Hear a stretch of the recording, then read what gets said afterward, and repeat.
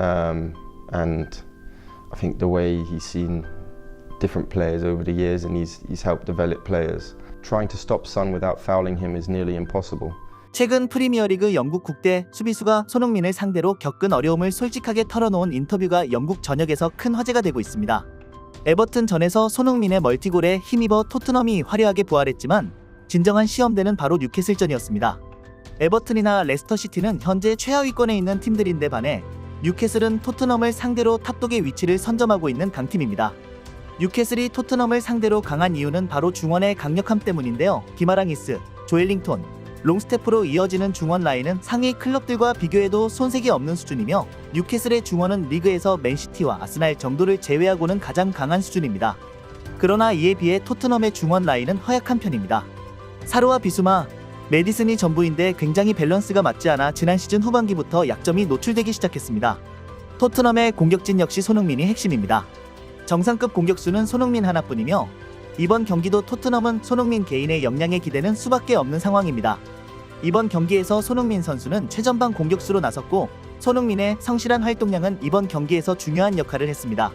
손흥민은 공수 양면으로 폭넓게 움직이며 수적 우세를 만들어주었고 토트넘은 점차 뉴캐슬의 전방 압박에서 벗어나기 시작했습니다.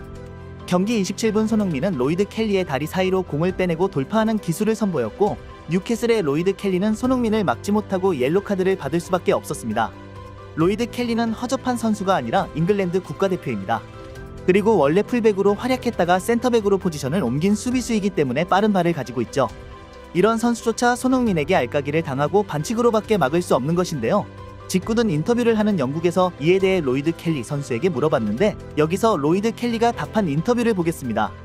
And I think the way he's seen different players over the years and he's helped develop players. Trying to stop Son without fouling him is nearly impossible. He's just that quick and clever with the ball at his feet. You give him a yard and he's gone. The way he shifts his weight and turns on a sixpence, it's ridiculous.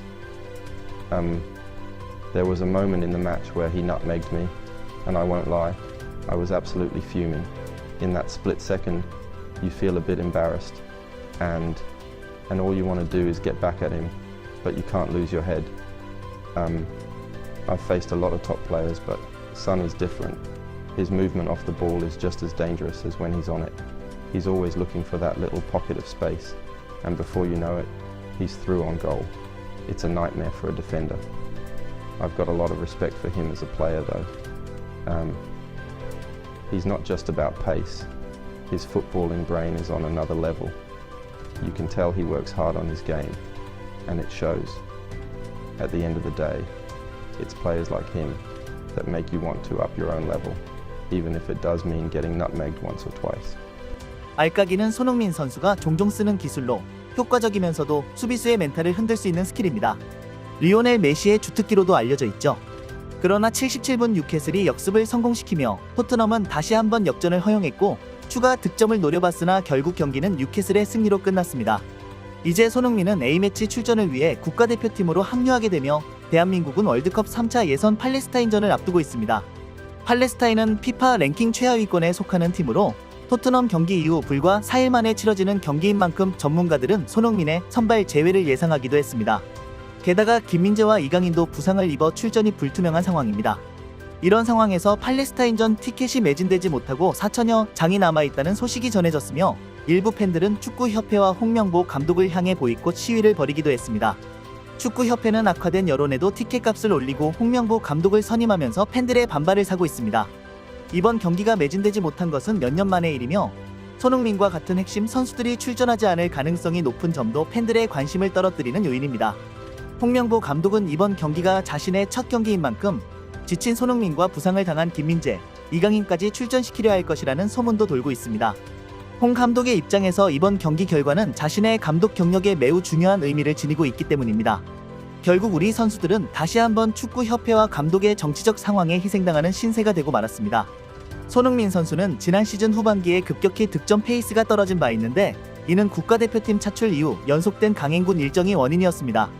이번 시즌은 2경기 만에 멀티골을 기록하며 출발이 좋은 만큼 국가대표팀 일정이 손흥민 선수의 커리어에 방해가 되지 않기를 바랍니다. 이번 영상은 여기까지입니다. 구독과 좋아요 해주시면 차별화된 제비의 빠른 소식 빠르게 받아보실 수 있습니다. 감사합니다.